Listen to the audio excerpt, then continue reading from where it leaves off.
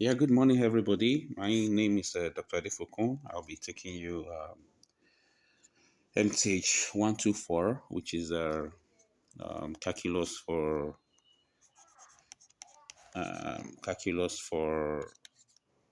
biological sciences, calculus for biosciences. So in this course, we are going to. I can't give you like the full list, but then I can give you a brief list of what you are going to do. First of all, we are going to be looking at functions. We are going to be looking at functions. Second of all, we look at limits of functions. Then we are going to look at differentiation.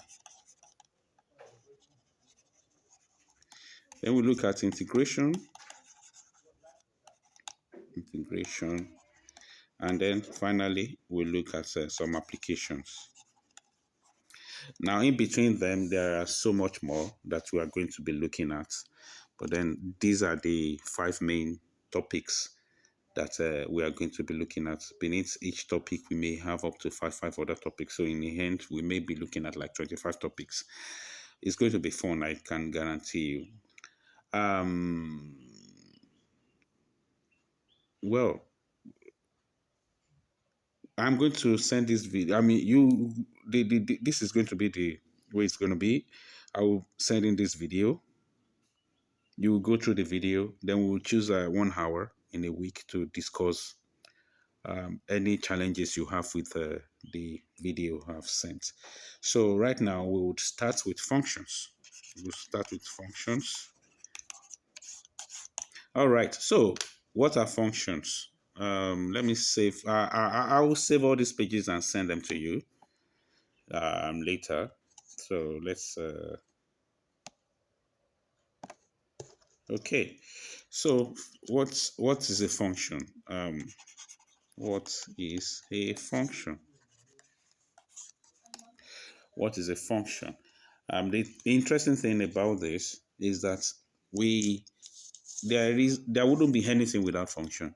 Actually, there wouldn't be anything, I can assure you of that. There wouldn't be anything without function. So let me, before I go into the math, which is my usual approach, I want us to look at it physically first. If we can realize it physically, if we can understand it physically, then maybe, just maybe, we will be able to understand it when I now bring in the math.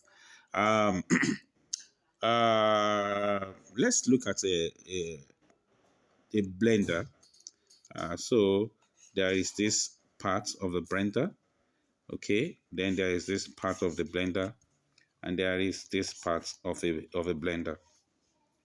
Okay, so you put in your stuff here. Let's say tomatoes. You put them here. Then the blades is here, which will spin, and then your paste will come out here. Okay, so this is the whole idea of a function.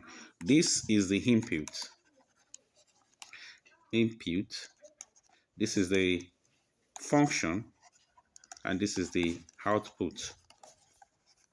Okay, so you put in fresh tomatoes into the blender. You turn on the blender, which means that you ask the blender to do its job, to perform its function. And the function of the blender is to spin and blend solid stuff. And when it's done with that, it comes out as pastes. So that is the whole idea of a function. So this part where we put, which this part where we put stuff, we call that the domain of the function, and this part we call it uh, the output of the function. Okay, that's the way the function is. Having said that, we can now go to the math of the function. So you now understand what it means when we talk about functions. Okay, you can actually think about so many things that can everything you do, how you can identify what is the input, you can identify what is the output, and at the end of the day, you can say this is what my function is. Okay, so um, right now I'm going to give you the math. I'm going to give you the math of the function. So, what is a function?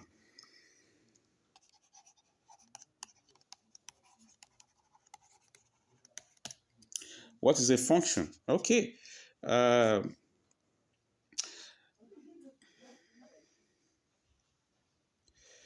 a specific function. Okay, sorry. To specify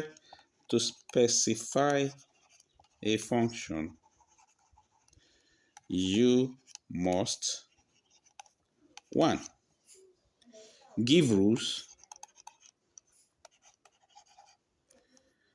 Give a rule which tells you how to compute the value of the function. That's the first one. So what's the meaning of that? So like the blender we have up there, okay? The rule is that blend, okay? The rule is blend. Okay, now that's the first thing. The second one is that say which real number x to which, okay, say which real number x the rule is applied. Okay, let's go back to the blender as well. You can you can't. Okay, let's talk about. So we have different kind of functions. We have different kind of blender function. Actually, there are blenders that can blend um, household stuff. And there are blenders that can blend even more difficult things. So let's now assume that you bought this Binatone blender for maybe 2,000 or 2,500 naira. Of course, you know those kind of blenders can only blend the tomatoes, pepper, and all those ones. So you are specifying the kind of numbers. In this case, you are specifying the kind of work the function can do. You can't take a household blender and load it with gravel and expect it to work. It's not going to work. You are going to ruin that blender. All right. So those are the two things that you must take care of. What is my function going to do? What are the kind of numbers that we can use the function on? All right. So now let's talk about domain. Domain of a function. We usually refer to it as D. Okay, the domain of the function, that is the input part of the function where you put stuff. Okay, that's the input part of the function. And what that place does is that is the set of number. So mathematically, that's the set of numbers, say x, for which a function is defined. Okay, so like the home blender now, what kind of numbers in quote now is it defined? It is defined on tomatoes, it's defined on pepper, it's defined on melon, it's defined on onion, it's defined on maybe a cucumber, and all those soft stuff. It's not defined on pebbles, it's not defined on diamonds, it's not defined on no, you can't use them on that.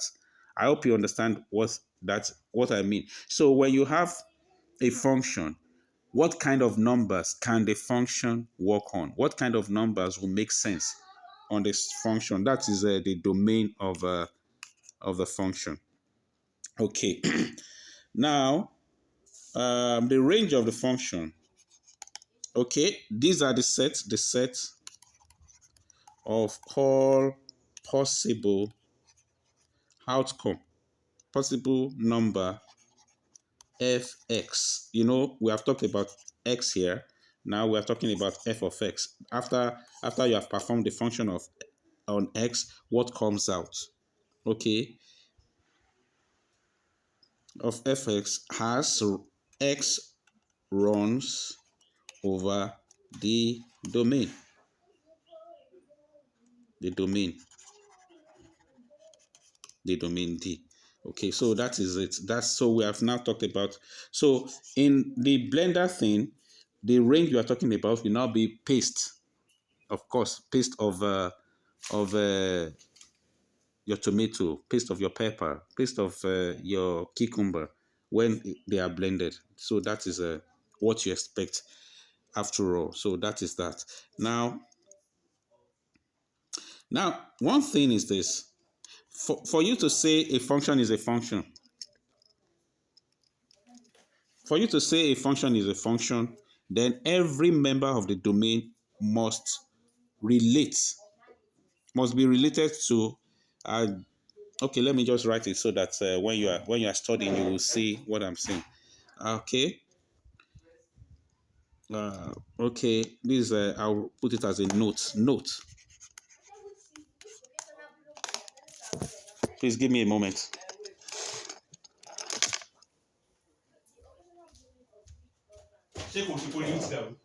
Move it slow. Someone came to tell you that I was busy. Move it, move it, move it, please. I'm having a class.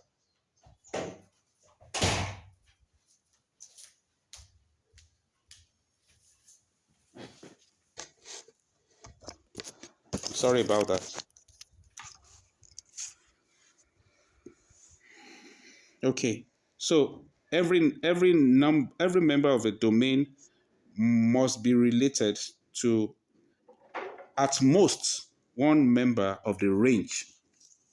Okay. So let's say when we apply a function on x like this, it will go to y. All right, where x is from the domain and y is from the range. So we can say we usually say d to r.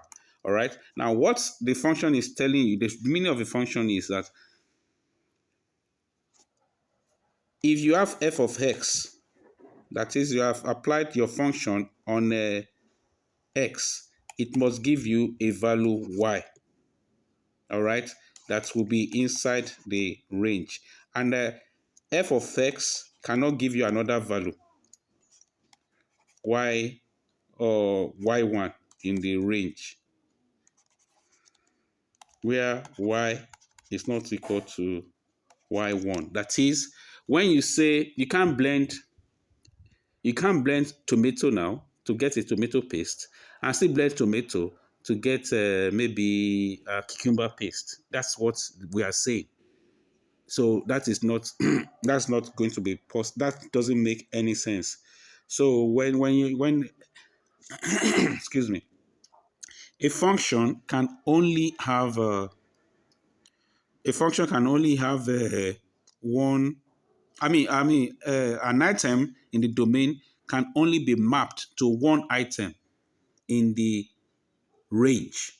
That's what we are saying. So, for instance, you can say, let's say your function is f of x equals 2x. That is a function that doubles whatever you load in. So there's no way you say f at 2 now is 4 and f at 2 will still be 6. This is rubbish. Rubbish. Okay. So now that's just a note I need to let you in on. Let me give you something that you are familiar with, which is actually not a function.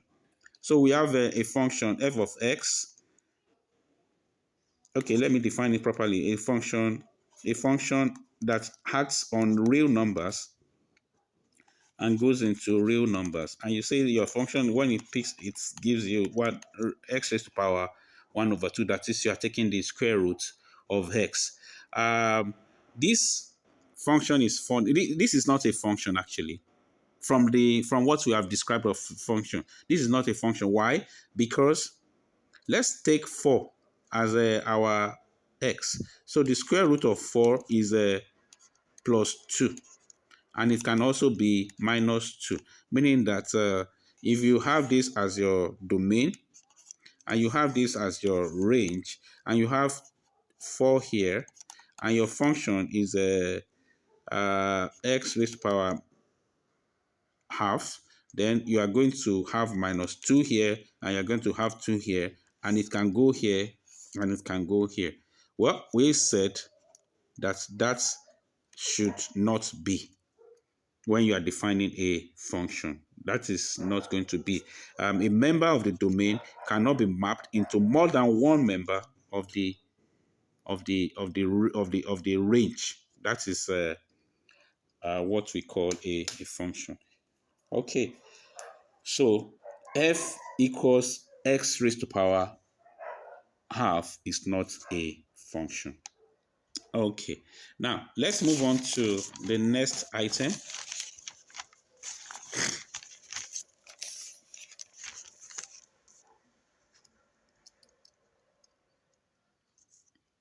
Okay, let's start running examples. So we have talked about the basic stuff about functions. So now we can start running examples of functions. Um,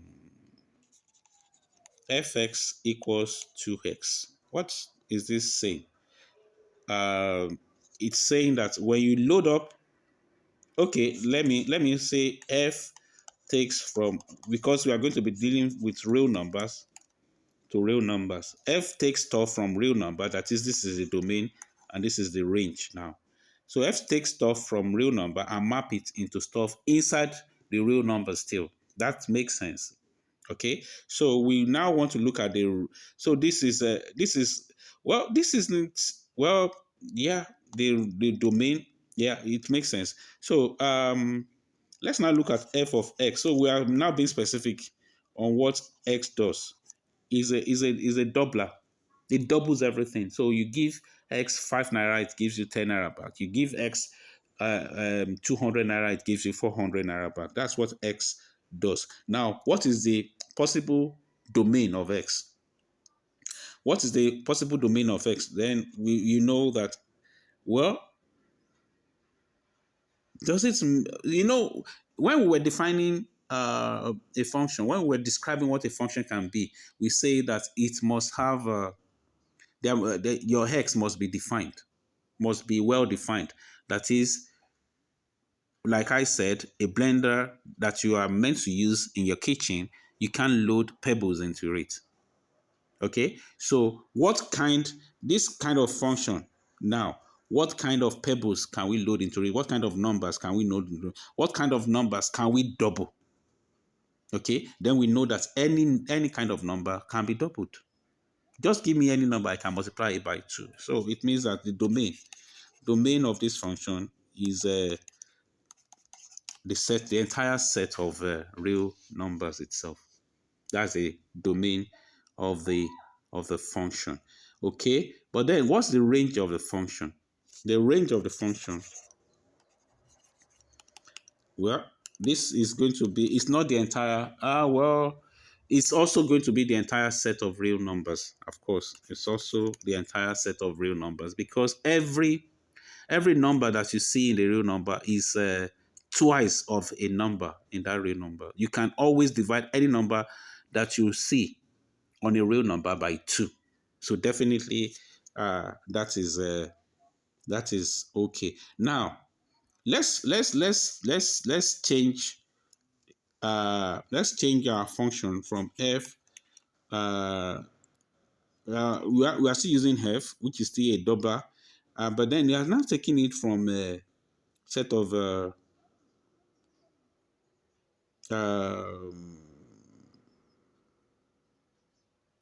okay, still from her. Well, don't let us take it from her.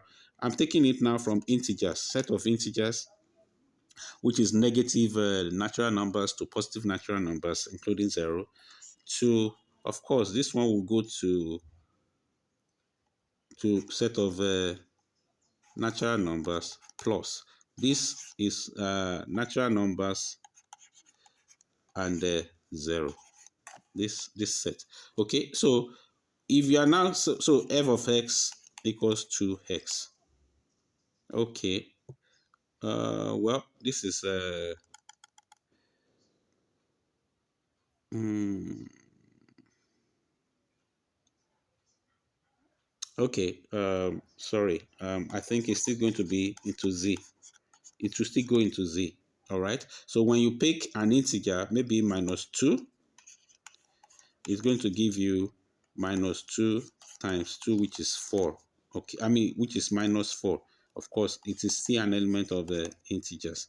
All right, so the domain here, so is the everything in Z will be the domain, and everything in Z would also be in the range. Okay, all right. So let's now go to. So you may be wondering that, okay, in which case would the domain not be properly defined there? Okay, let's look at f of x equals 1 over x. All right. What will be the domain of this function? All right. What will be the domain of this function? We know that when we have 1 over 0, it gives us nonsense. Nonsense. So this value does not exist. 1 over 0 doesn't exist. So it means that if you are defining a domain for this function now, it's going to be the set of real numbers minus 0. That's the domain of this function. The domain of this function will be a set of real numbers uh, excluding 0. You removed 0 from it. Any other thing with that can be uh, done. What is now going to be the range? The range of such a function is okay. The range would now be the same, because the range in this case, of course, there's nothing you can take the reciprocal and it will give you 0, except for nothing. Actually, I was about to say except for 0 itself. So it means that this is the domain, and then the range also, the range will be R, will be defined as R when you remove 0 from it as well. Okay, so that is that. Now, is it possible for you to have a particular set of domain and another set of domain? Yes. Let's look at this function. This is a very interesting function. F of x equals x raised to power 2. When you are squaring numbers, okay, so if you have there from then you know that the domain of the function can be the entire real number set, because you can square anything in the real number set. But the range the range of the function would have to be real number plus. All right, that's a positive real number, including 0. Positive, this is the set of x elements of R such that x equal to 0 and x is greater than, okay, x is greater than or equal to 0. Let me just leave it like that. So the set of x in real number such that x is greater than or equal to 0. So you know that when you square any number, then your result will be positive, will be greater than or equal to 0. So if you square 0, it gives you 0. If you square -2, it gives you 4. If you square -1, it gives you 1. So you know that your range is going to be set of positive numbers or 0, but your domain is actually the entire real number set. Okay, so if I'm to put it in perspective, let's put it on the real number So this is 0. So this is going to be 1, 2, 3, blah, blah, blah, minus 2, minus 1, minus 2, minus 3, blah, blah, blah. So this is going to be your domain. This is going to be your domain of fx equals x squared. However, the range is going to be this 0, 1, 2, 3, and so on. This is going to be the range. We call it the half line, the range. This is the range of fx equals x squared. Okay, all right. So I hope that is understood. Okay, let's talk about function in real life. Since you folks are biological sciences, functions in real life. So since you guys are biological science students, then we should. I'm going to use this specific example. All right. So let's say you are culturing bacteria in the laboratory, of course, and you have to use time. So we can use the function. What's going to be the mass of your bacteria after? Since you are culturing it, you expect them to be growing. Of course, you expect the bacteria to be growing, meaning that you can take the weight, the mass of the bacteria. All right. Or if we are not using mass, we can use a number. So let's say um, growth rate of bacteria in a lab experiment. So we can say it is since its growth rate, that is, we are looking at the number of the population. So we can say p at t. All right, where t is greater than or equal to 0. So t0 is 0, t1 is 1, t2 is 2, t3 is 3. So you can say 0 hour, 1 hour, second hour, and third hour, and so on. So it's not impossible for you to have a situation where uh, in the first hour, I can't remember. Interesting. I can't remember what growth rate. I think we are looking at number. Let's say NT. Sorry if that's not, since I've cleaned the.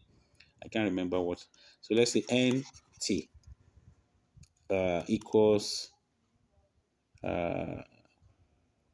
let's use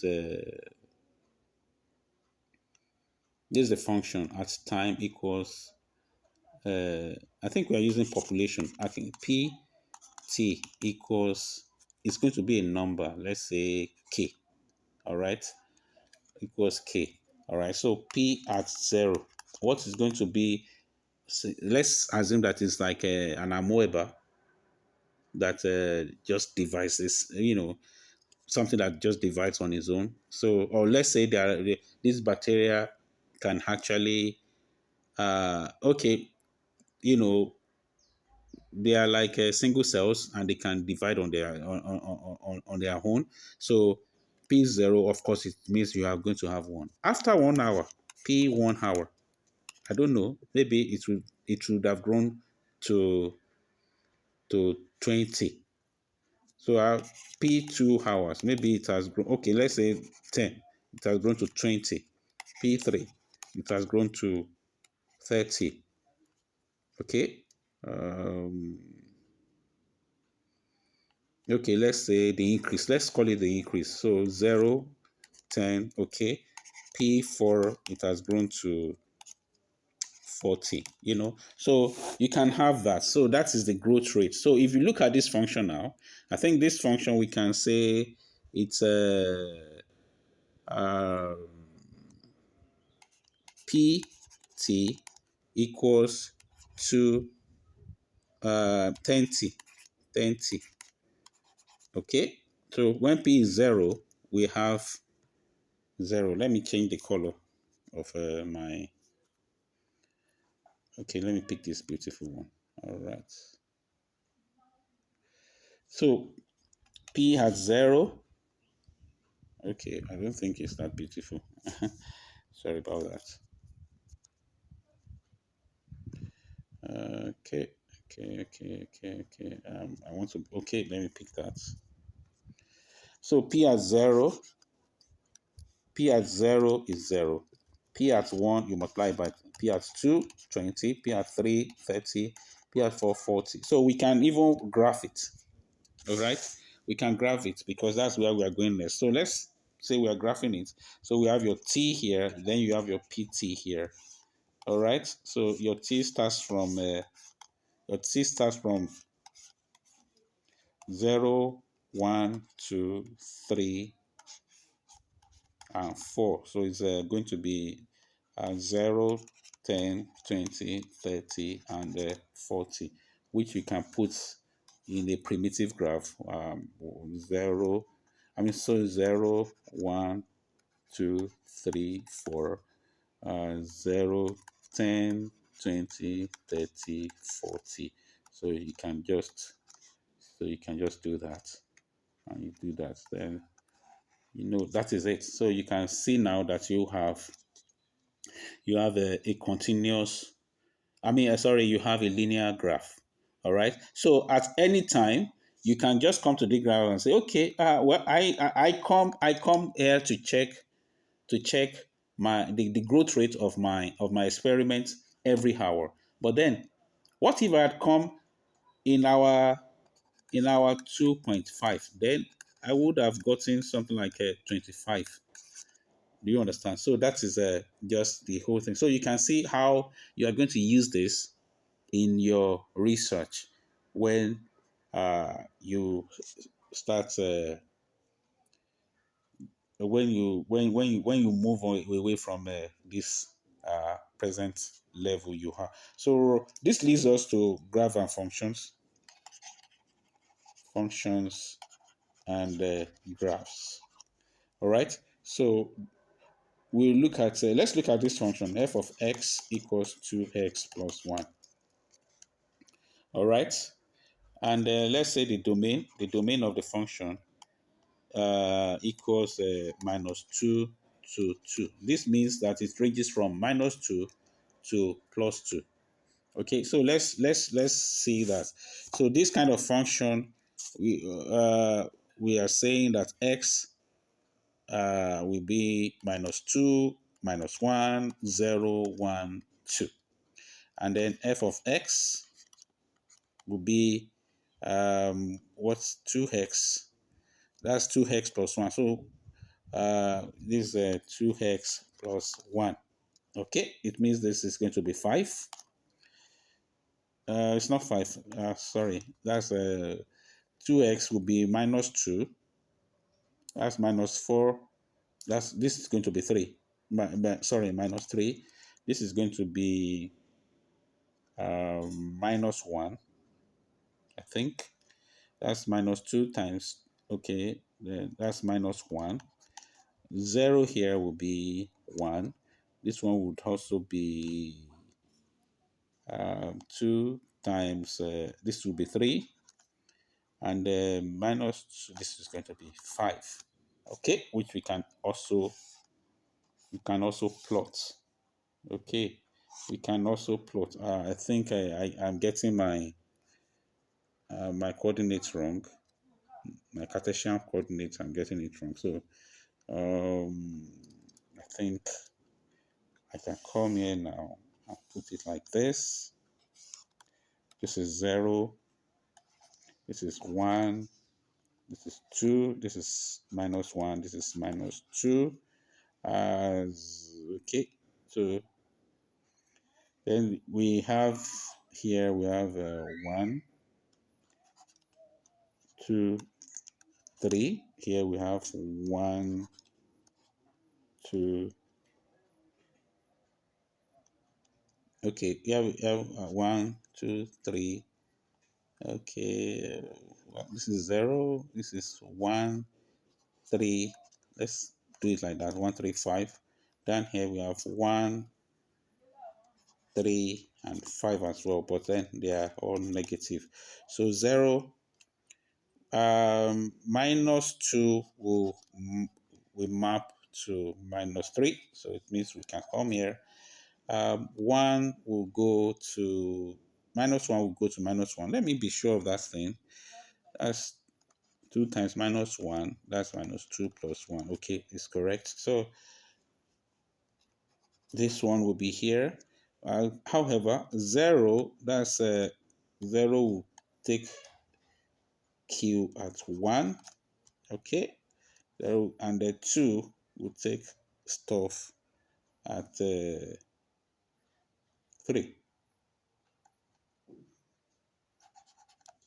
Take stuff at 3. Okay. I think uh, 0.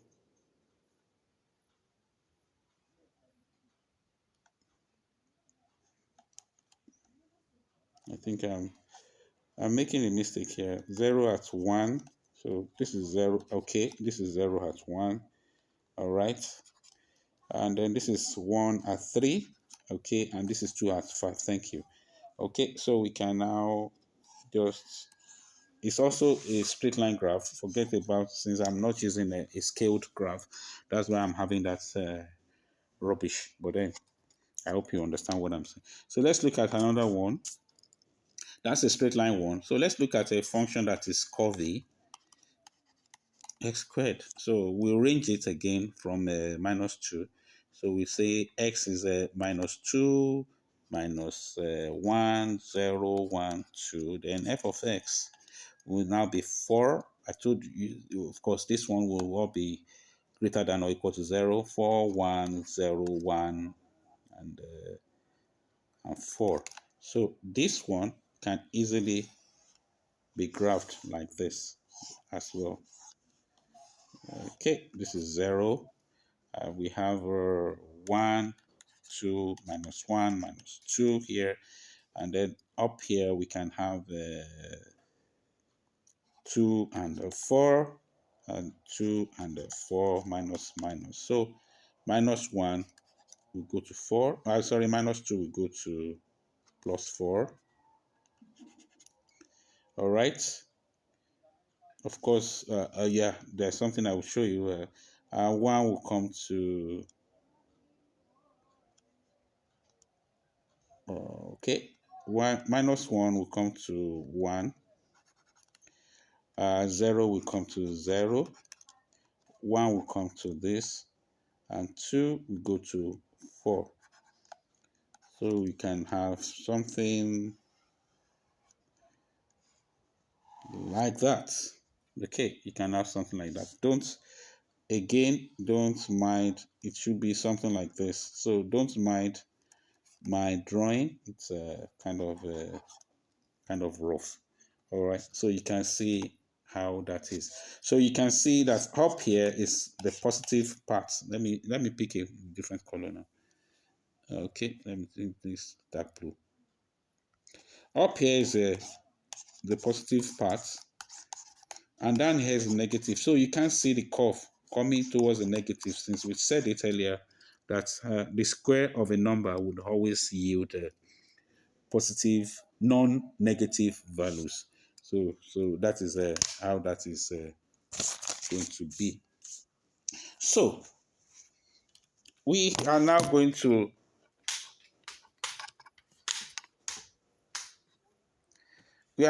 look at some examples.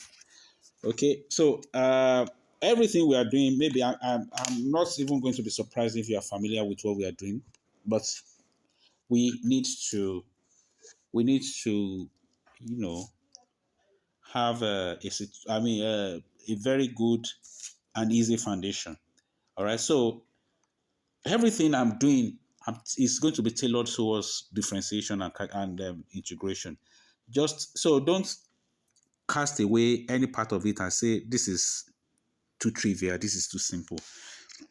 Because at the end of the day, you would see that calculus is not trivial, neither is integration simple. So anything that you're going to need to study calculus and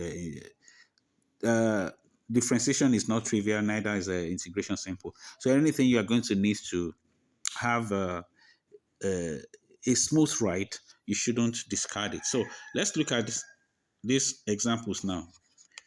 I'm done drawing graphs, so we are going into the full blast math. So fx equals x squared plus 3. So what is f1? Of course, like I said, whatever you put, this function is saying what if you give me a number, I'm going to square it and I'm going to give you a jara of 3. Okay, so I've given the number 1. So it's squaring it. That's 1 squared plus 3, which is 1 plus 3, which is 4. Okay, so that's the way that one is. Okay, the other one now, I'm increasing the f3.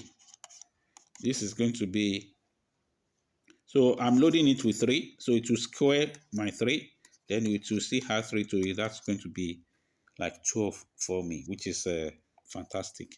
All right, so I can even put a variable into it. Okay, a variable, I'm putting a variable into it, and it's going to give me, well, it doesn't really matter. It may be, if you put Crawford in it, it will square Crawford and add 3. So if you are putting G now, you are going to have G squared plus 3. All right, so you can even put a funny kind of variable, x minus 3, into it. It's going to be x minus 3 squared minus plus 3. That's what the function does. So this one, you know, this one, s squared minus 6x plus 9 plus 3. So it's going to give you something like x squared minus 6x plus 12. So that is what you are going to get when you do that. Now, this is a, you please take note of this item. And like I said, don't say that what we are doing is too simple. That's the way math runs. It starts simple and it goes complicated along the way. So now let's look at this very function now. Okay, now, if you think it's simple, we are starting with F1. F1 is simple. F3 is simple, but not as simple as F1. Now, FG is looking weird, isn't it? Now, look at this one. It's even looking much more weird than everything. Then, now, the next one we are going to do is that we are going to be looking at f at x plus h minus fx over h. Okay, how do you think that is simple? It is not simple. Okay, so let's move that one to the next page. So we have two different situations here. Three different situations actually. We have an f of x plus h, which we can find. Since we are putting it in the function, it's going to be x plus h squared plus 3. Then there's another one. We have, okay, maybe we should resolve that one first. That's x squared plus 2xh plus h squared plus 3. So that one is done. What of f of x? We have that one there as well. That's going to be the repetition of what the function is, x squared plus 3. All right, so let's pack everything together and divide it by h. So that's so fx plus h minus f of x over h will now give us something like x squared plus 2xh plus h squared plus 3 minus x squared plus 3 everything over h. Okay, so this is going to give us, well, x squared plus 2xh plus h squared plus 3 minus x squared minus 3. So this one, so we cancel out everything over h. So we now have 2xh plus h squared over h. So which is h is common to both of them. That's 2x plus h now over h. So this 2x plus h. So you can see that that's how I think my marker is maybe a little bit too thick. Okay, I think this is better. Okay, so that is that. So go through what we have done and see how it is. So finally, for functions, before I go to something that's you are going to find really, really interesting. Finally, we are going to look at an exercise, which, so we have this exercise, I think. Let f of x be x cubed plus 3x plus 2. You know, I always say that as a teacher, I'm going to do the easy ones, and as the student, you do the hard ones. So find 1, f at 4, 2, f at h, 3, f at x plus h, okay,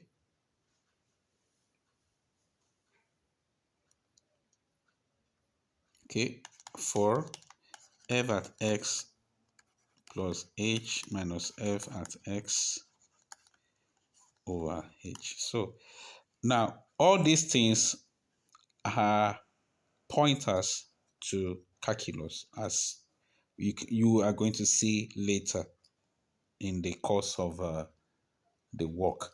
Now, the next thing we are going to do now is that just to relax, I'm going to talk about the types of functions, but I'm going to just describe one of them.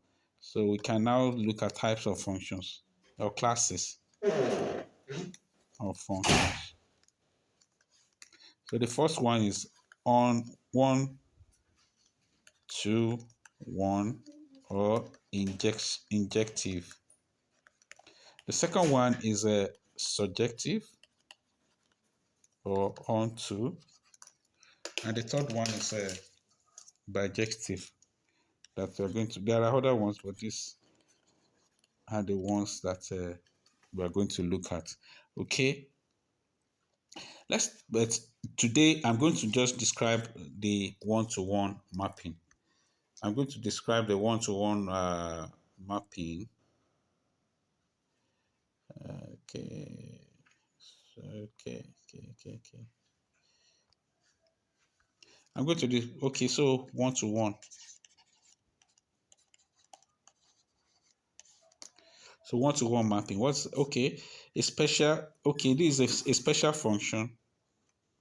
A special function that maps every element of the range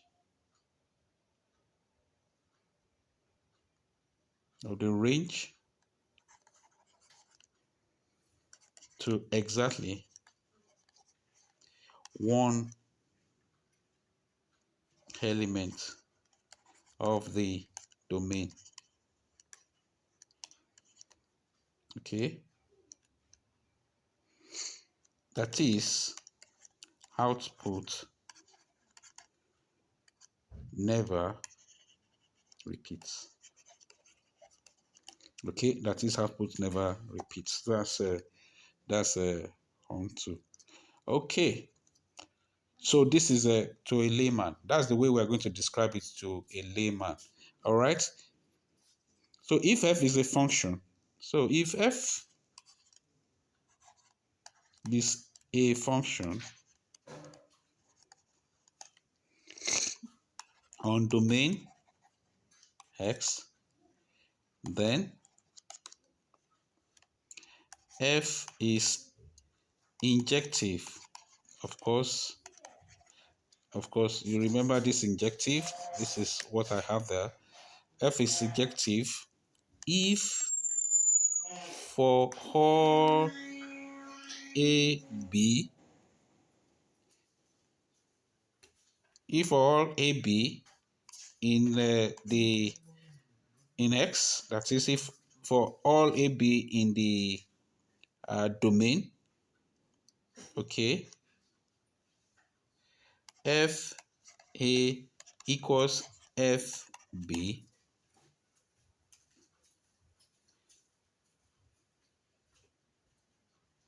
if all okay implies that means that A is equal to B. All right.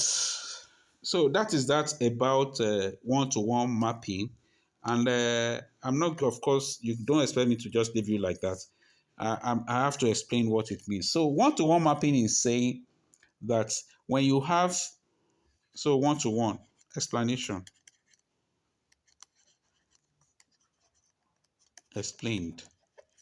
You might have heard of it before, but then maybe you didn't understand. But this time around, I'm sure you're going to understand it. So one-to-one is saying that if I have the domain and we have the range, okay, and the function f of x, y equals f of x. So one-to-one is saying that let's say this function, this domain has 1, 2, 3, 4 in it, and this range has 1, 3, 5, 8, 10, 15, 6 in it. Then every function, every element, every member of the domain must be mapped to at most every member of the range can only be attached to one member of the domain.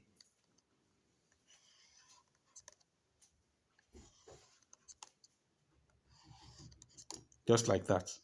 So it means that of elements, the number of elements in the number of elements in the domain must be equal to the number of uh, items that is used in the codomain. That is this is the codomain. Well, that's a discussion for another time. So we have in this case, we have just 4 elements here, and now we are only taking 4 elements here. So that is one-to-one. An example of that is monogamy. One man to one husband. I mean, one man to one wife, or one wife uh, to one wife to one husband, or one husband to one wife, just like that. So if you see that Mr. A has a wife, uh, if Mr. A has a wife B, and then Mr. B, sorry, let me explain this thing quite well so I can use names. So we can say, let's say we have Fred, and is married to Jane. Okay? And we have Francis, or Frank, and is married to uh, Jane as well. Okay? Then it means that Fred is the same person as Frank. All right? That's what it means. That's what we are saying when we say that if we have A and B from the domain, and FA equals FB, then A is equal to B. All right. So like if I'm taking this one as a F1, and I'm taking this one as F2, and of course this is J and J. Of course, so what we are saying in essence is that let's say the function is married. F1 is married to J, and F2 is also married to J. Then this implies that F1 equals F2. I hope you see that. So that is one-to-one. Another example of one-to-one in real life is in the school. Okay, let me say Prince now, who is a good friend of mine, who connect me with this group, has a matriculation number. So let's go to that. So let's say Prince is attached to matriculation number. Uh, I don't know Prince's matriculation number, but let me use my matriculation number in US 79461. Okay, if someone else, let's say Duke, has that matriculation number 79461, it means that both of them are the same person. Maybe Prince is the first name and Duke is the middle name, whichever. But then you only have one matriculation number in the university. Nobody shares your matriculation number with you. Of course, I know, don't stop, don't laugh. I know there are instances when we have mix-ups like that, but those mix-ups are usually cleared out. Okay, so finally, let's see how you can prove injectivity. Proof of the injectivity of a function. So how do you prove that a function is injective? So if I have a function, so exercise, show that f of x equals 2x plus 3 is injective. Okay, show that this. So, like we say, for it to be injective, it means that we are saying that if fx1 equals fx2, then x1 must be equal to x2. That's what we are saying. You can always come back to this thing and go through it. That's the good thing about having a video, unlike a class where we just talk and you will not be able to come back to it. So let's show this one. So what's my fx1 going to be? It's going to be 2x1 plus 3. And my fx2 will be 2x2 plus 3. And we are saying that they are equal. We are saying that if they are equal, then we must show that x1 is equal to. So if they are equal, it means that 2x1 plus 3 equals 2x2 plus 3. So these two we cancel out. It means that we have 2x1 equals 2x2. Of course, these two we cancel out. It means that x1 equals x2. So we can now conclude that is injective. So my assignment, okay,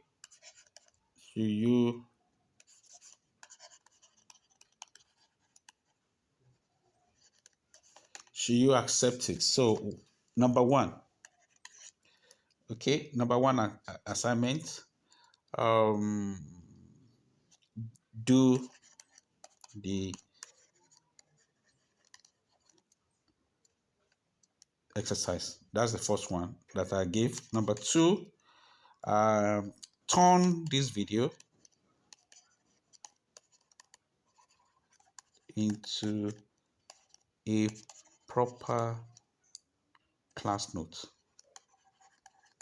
So you go through the video, extract everything I say in there, and turn it into a note.